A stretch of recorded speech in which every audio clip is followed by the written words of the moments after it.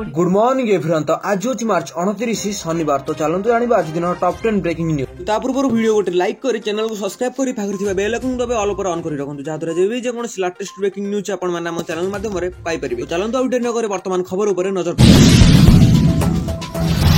पुणी महंगा है सुना 90,000 टपिला सुनार दर। सप्ताह शेष व्यवसाय दिन शुक्रवार भारतीय स्टॉक बाजार में ह्रास परिलक्षित होची। बाजार मुख्य सूचक नेक्सट प्राय 150% ह्रास पाई 77,446.97 कारोबार करुछि, जार प्रभाव सुना मूल्य उपर देखा जाउछि।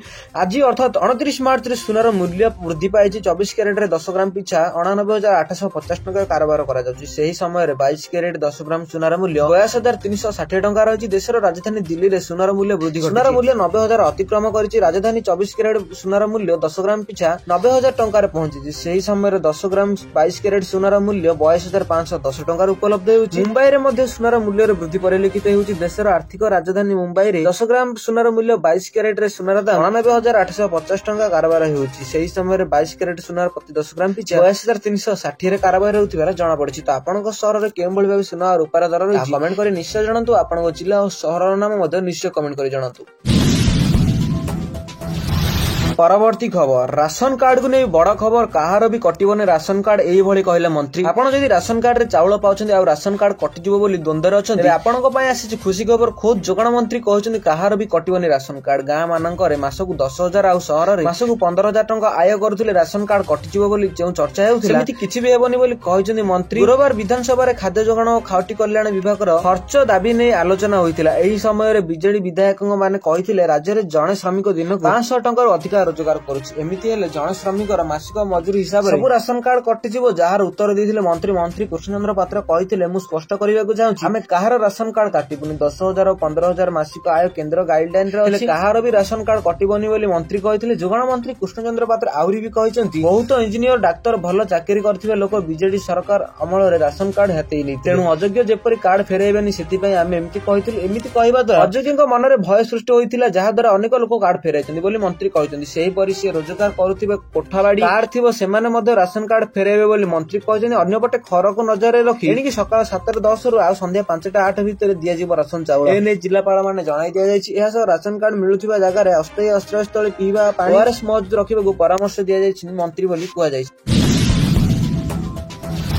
परवर्ती खबर +2 परीक्षा खाता देखा पूर्व उच्च माध्यमिक शिक्षा परिषद बड़ निष्पत्ति। युक्त 2 परीक्षा खाता देखा आरंभ पूर्व उच्च माध्यमिक शिक्षा परिषद एक निष्पत्ति नहीं। चलित वर्ष परीक्षार्थी कॉपी करी माला प्लास्टिक्स बा एमपी रे बुक होइतिबा छात्रछात्री को दिया जिवो बड़ अस्वस्ति। कोनोसी भूल न थाई त्रुटिपूर्ण भाबे एमपी होई बुक होइतिले सेमाने परीक्षा फल साधारण परीक्षार्थी सह एका संगे प्रकाश पाइबो। उच्च माध्यमिक शिक्षा परिषद द्वारा संगठित कमिटी रो जांच रे एमपी बुक होइतिला छात्रछात्री निज पक्ष रखिथिबे सेमाने भूल बुक होइतिबा ताहेले सेमानको क्षमा दिया जिवो और परीक्षा फल स्वाभाविक प्रकाश पाइबो बोली सूचना देथिले परीक्षा नियंत्रक प्रशांत कुमार परिडा। चलित वर्ष ठारू एही नुआ नियम लागू हेबो। पूर्वरु भूल रे एमपी बुक होइतिबा छात्रछात्री परीक्षा फल सीधा सड़क पिलांक परीक्षा फल बाहरिबा 3 मास पर बाहरुथुला, जेउथि पय पिला माने भूल न करिबि नाना असुविधार सम्मुखीन हेउथिले। उल्लेखयोग्य आसंता एप्रिल 2 रु आरंभ हेबो युक्त 2 खाता देखा। प्रथम पर्यायर 13 तारिख पर्यंत और द्वितीय पर्यायर 15 रु 26 तारिख मध्ये खाता देखा चलिबो। मूल्यांकन 10 दिन पूर्व परीक्षा खाता को कोडिंग करा जिवो। कला विभाग रो ओडिया और इंग्रजी विषय खाता देखा बहु विलंब हेउथिबा चलित वर्ष एहा ऑनलाइन मूल्यांकन करबाकू पदक्षेप निया जायछि। चलित थर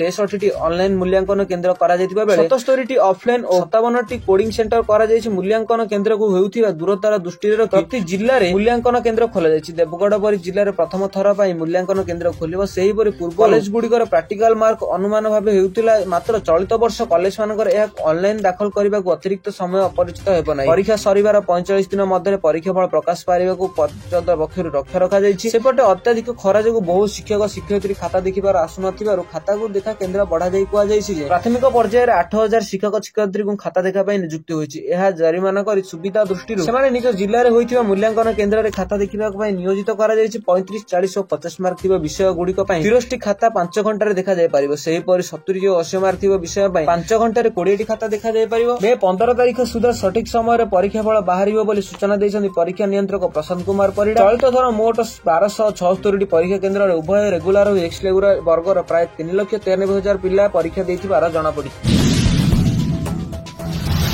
ପରବର୍ତ୍ତୀ ଖବର ପୁଣି ଖୋଲିବ ରାଜ୍ୟରେ ବନ୍ଦ ହୋଇ ପଡ଼ିଥିବା ସ୍କୁଲ। ଶୁକ୍ରବାର ବିଧାନସଭାରେ ମିଶ୍ରଣ ପରେ ବନ୍ଦ ହୋଇଥିବା ସ୍କୁଲ ଖୋଲିବା ପ୍ରସଙ୍ଗରେ ଗଣଶିକ୍ଷା ମନ୍ତ୍ରୀ ନିତ୍ୟାନନ୍ଦ ଗଣ୍ଡ ତାଙ୍କ ଉତ୍ତର ରଖିଛନ୍ତି। ସିଡିଲ୍ ଏରିଆରେ ସର୍ବନିମ୍ନ 20 ଥିଲା ବନ୍ଦ ହୋଇଥିବା ସ୍କୁଲ ପୁଣି ଖୋଲିବ। ନର୍ଥ ସିଡିଲ୍ ଏରିଆରେ ସର୍ବନିମ୍ନ 40 ପିଲା ଥିଲେ ସ୍କୁଲ ଖୋଲିବ ବୋଲି ଗୃହମନ୍ତ୍ରୀ ସୂଚନା ଦେଇଛନ୍ତି। ସମୁଦାୟ 5632 ସ୍କୁଲକୁ ମିଶ୍ରଣ କରିଥିଲେ 2152ଟି ସାଇଟେଲ ସ୍କୁଲକୁ ମିଶ୍ରଣ କରାଯାଇଛି। ଗତ ସରକାର ଅମଳରେ ଅନେକ ପ୍ରାଥମିକ ବିଦ୍ୟାଳୟକୁ ବନ୍ଦ କରିଦିଆଯାଇଥିଲା। ବର୍ତ୍ତମାନ ଅନେକ ବିଦ୍ୟାଳୟରେ ଛାତ୍ରଛାତ୍ରୀ ସଂଖ୍ୟା ବଢିଲାଣି, ତେଣୁ ଉକ୍ତ ସ୍କୁଲଗୁଡ଼ିକର ପୁଣି ଖୋଲିବା ପାଇଁ ପଦକ୍ଷେପ ନେବ କି ନାହିଁ ବୋଲି ଗଣଶିକ୍ଷା ମନ୍ତ୍ରୀଙ୍କ ପ୍ରଶ୍ନ କରିଥିଲେ ହତାବିରତ ଭାଜପା ବିଧାୟକ ନିହାର ରଞ୍ଜନ ମହାନନ୍ଦ। ଏହାପରେ ମନ୍ତ୍ରୀ ତାଙ୍କର ଉତ୍ତର ରଖିଛନ୍ତି। ସେହିପରି ରାଉରକେଲା ବିଧାୟକ ଶାରଦା ପ୍ରସାଦ ନାୟକ ରାଜ୍ୟରେ ଘରୋଇ ଇଂଲିଶ ମିଡିୟମ ସ୍କୁଲ ଏବଂ ଘରୋଇ ମହାବିଦ୍ୟାଳୟ ଗୁଡିକ ସଂଖ୍ୟା ତାର ଜିଲ୍ଲାୱାର ତାଲିକା ପ୍ରଦାନ କରିବାକୁ ମନ୍ତ୍ରୀ ଅନୁରୋଧ କରିଥିଲେ। ଘରୋଇ ଇଂଲିଶ ମିଡିୟମ ସ୍କୁଲ ଏବଂ ଘରୋଇ ମହାବିଦ୍ୟାଳୟ ଗୁଡିକରେ ମନ ଇଚ୍ଛା ଶିକ୍ଷାଦାନ ଏବଂ ପାଉଣା ନେବା ଦ୍ୱାରା ଅଭିଭାବକ ମହଲରେ ଅସନ୍ତୋଷ ପ୍ରକାଶ ପାଉଛି ବୋଲି ବିଧାୟକ ମନ୍ତ୍ରୀ କହିଥିଲେ। ଏହାପରେ ସରକାର ସମ୍ପୂର୍ଣ୍ଣ ନିୟନ୍ତ୍ରଣ ବ୍ୟବସ୍ଥା କରାଯାଇଛି କି ନାହିଁ ମନ୍ତ୍ରୀଙ୍କୁ ପ୍ରଶ୍ନ କରିଥିଲେ। ମନ୍ତ୍ରୀ ମଧ୍ୟ ଏହାର ଉତ୍ତର ରଖିଛନ୍ତି। ଆଜି ପ୍ରଶ୍ନକାଳ ସୁରୁଖୁରୁରେ ଚାଲିଥିବା ବେଳେ ବିଭିନ୍ନ ବିଭାଗର ମନ୍ତ୍ରୀ ସେମାନଙ୍କ ଉତ୍ତର ରଖିଥିବାର ଜଣାପଡ଼ିଛି।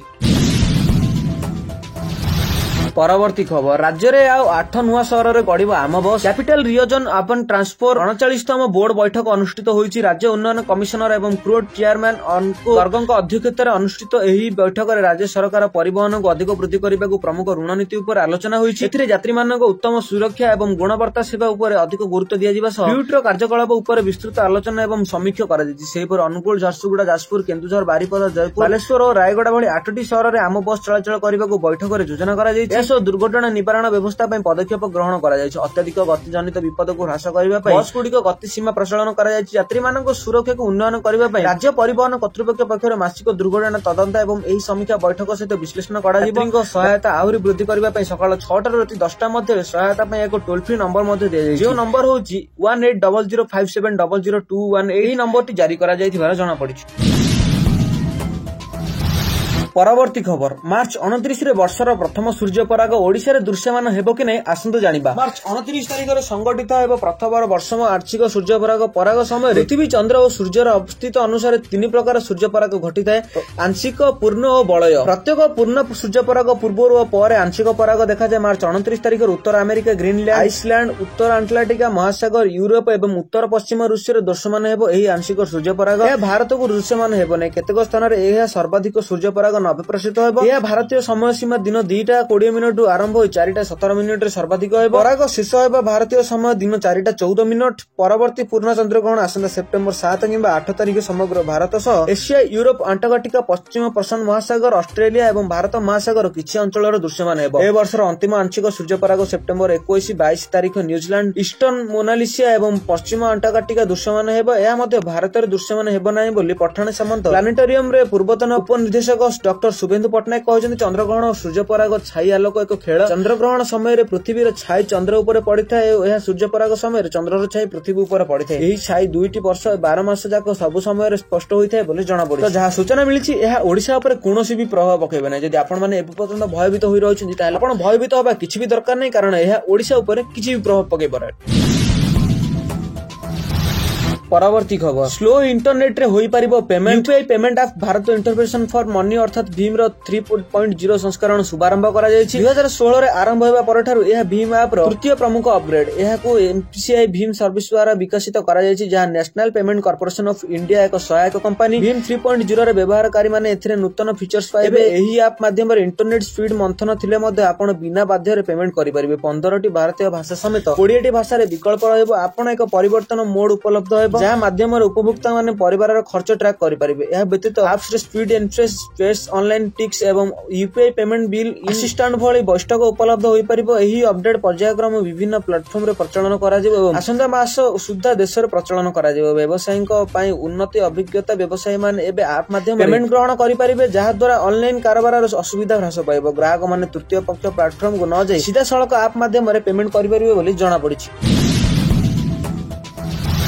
ପରବର୍ତ୍ତୀ ଖବର ଏଚ୍ଆଇଭି କୁ ନେଇ ବୈଜ୍ଞାନିକଙ୍କ ସତର୍କବାଣୀ। 2030 ସୁଦ୍ଧା 1 କୋଟିରୁ ଅଧିକ ଏଚ୍ଆଇଭି ସଂକ୍ରମଣରେ ମୃତ୍ୟୁ, ପାଖାପାଖି 30 ଲକ୍ଷ ମୃତ୍ୟୁ। ଏଚ୍ଆଇଭି କୁ ନେଇ ବୈଜ୍ଞାନିକମାନଙ୍କ ସତର୍କବାଣୀ। ଏଚ୍ଆଇଭିର ନିବାରଣ ଏବଂ ଚିକିତ୍ସା କାର୍ଯ୍ୟକ୍ରମ ଅନ୍ତର୍ଜାତୀୟ ପାଣ୍ଠିରେ ହ୍ରାସ ଏବଂ ଗମ୍ଭୀର ସଙ୍କଟ ସୃଷ୍ଟି କରିବ। 2030 ସୁଦ୍ଧା ଏଚ୍ଆଇଭିର 1 କୋଟିରୁ ଅଧିକ ସଂକ୍ରମଣ, ପାଖାପାଖି 30 ଲକ୍ଷର ମୃତ୍ୟୁ ହୋଇପାରେ। ଏନେଇ ରିପୋର୍ଟ ଜାରି କରିଛି ଲାନ୍ସେଟ୍। ଗୁରୁବାର ଲାନ୍ସେଟ୍ ଏଚ୍ଆଇଭି ଜର୍ନାଲ ପ୍ରକାଶିତ ଏକ ଅଧ୍ୟୟନରେ ଏହି ତଥ୍ୟ ପ୍ରକାଶ କରିଛି। ଏଚ୍ଆଇଭି ନିବାରଣ ଏବଂ ଚିକିତ୍ସା କାର୍ଯ୍ୟକ୍ରମ ପାଇଁ ଅନ୍ତର୍ଜାତୀୟ ପାଣ୍ଠିରେ ହ୍ରାସ 2030 ସୁଦ୍ଧା 1 କୋଟି କୋଟିରୁ ଅଧିକ ସଂक्रमण एवं प्राय 30 लाख मृत्यु कारण होई पारंती। ऑस्ट्रेलिया मेलबोर्न रो बन्नेक इंस्टीट्यूट रो एक दलीय द्वारा करा जायथिबे एही अध्ययन रे 2026 सुधा व्यापी जीव एचआईवी रो पांठी रे प्राय 24% ह्रासर प्रभाव को मॉडल करा जायथिला। अमेरिका, यूके, फ्रांस, जर्मनी एवं नेदरलैंड्स समेत प्रमुख दाता माने 8 रु 20% पर्यंत सहायक घोषणा करिबा परे एही तथ्य सामना को आसीछि। एही 5टी देश रे मिलित भाबरे विश्वर 90% रु अधिक एचआईवी सहायता पांठी जोगाई दिथांती। गवेषक माने कहजନ୍ତି जे अमेरिका रे एक ब्रिटेन समेत 5टी मुख्य दाता देश द्वारा प्रभावित प्राय ह्रास करै न करा जायथे। तबे आकलन अनुसार 2025 रु 2030 मध्ये शिशु एवं वयस्कक मध्ये अतिरिक्त 4.4 रु 10.8 कोटी नियुत एचआईवी रो संक्रमण एवं पाखापाखि 30 लाख मृत्यु होई पारंती। अमेरिका रे नूतन राष्ट्रपति डोनाल्ड ट्रम्प शपथ ग्रहण पर जनवरी 20 तारिख रे एचआईवी पांठी रे विश्वर सबुठु बड़ योगदानकारी युक्त राष्ट्रपति समय सहायक बंद करा जायथिला। उपसाहारा आफ्रिका एवं उपांतरिक गोष्ठी गुडी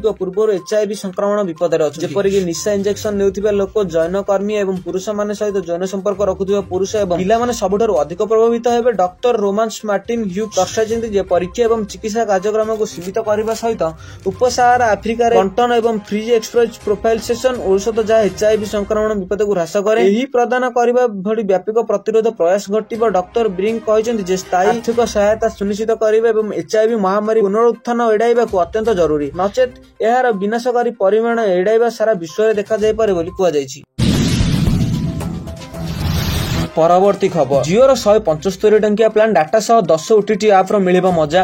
आपण नुआ वेब सीरीज एवं फिल्म देखिबा पई पसंद करंती, जेउथि पई आपण विभिन्न ओटीटी ऐप रो सब्सक्रिप्शन किनिबा पई प्रति मास हजार हजार टंका खर्च करंती। तेनु आ व्यस्त हुअंतु नै, आज आमे आपण को पई एपरि सस्ता प्लान पाइछु जा आपण को केवल गोटिए 2 किबा 3टी नुए 10टी ओटीटी ऐप रो मागणा मजा देबो। एही प्लान रो मूल्य मात्र 175 टंका। आसु जानिबे एही प्लान रो सहित उपलब्ध कोन रहिछि। 175 टंका प्लान सहित कंपनी आपण को 10 जीबी हाई स्पीड डाटा मध्ये प्रदान करिवो, किंतु ध्यान दियंतु जे जदि डाटा लिमिट पूरा होई जाय जितेबे स्पीड 64 kbps को ह्रास पाई परिबो। 175 टंकार मूल्य एही रिलायंस जियो रो प्लान केते दिन धरि पर्यंत चलिबो। कंपनी ऑफिशियल साइट दिया जायतिबा सूचना अनुसार एही प्लान सहित 28 दिन रो वैधता रहिछि। एहार अर्थात हेउछि 28 दिन पय निर्माण उल्लेखित करा जैतिबो ओटीटी ऐप को उपभोग करबा सक्षम होबे। जदि आपण एही प्लान किनुछन तेबे रिलायंस जियो आपण को G5, सोनी टिलिफ, discover plus, planet Marathi, Lionsgate play, चाउल्पा, कांचालंका, होचेई, जियो टीवी एवं सनेक्स रो परि ओटीटी ऐप रो मागणा पाई परिबे। 175 टंका मूल्य एही जियो योजना रे आपण मागणा असीमित कॉलिंग एवं एसएमएस रो सुविधा पाई परिबे नाही। एहा कारण एहा एक डाटा पैक, किंतु जदि आपण तथ्य सहित कॉल, एसएमएस एवं ओटीटी चाहउछथि तेबे कंपनी रो 445 टंका योजना एही प्लान रे आपण प्रतिदिन 2 जीबी डाटा पाइबे। कॉलिंग दैनिक 100 एसएमएस एवं उपयुक्त समस्त ओटीटी ऐप मागणा मिलिबो। केवल एतिकि नुहे, एही प्लान रे 50 जीबी मागणा एआई क्लाउड स्टोरेज रो लाभ मध्ये प्रदान करा जिवो।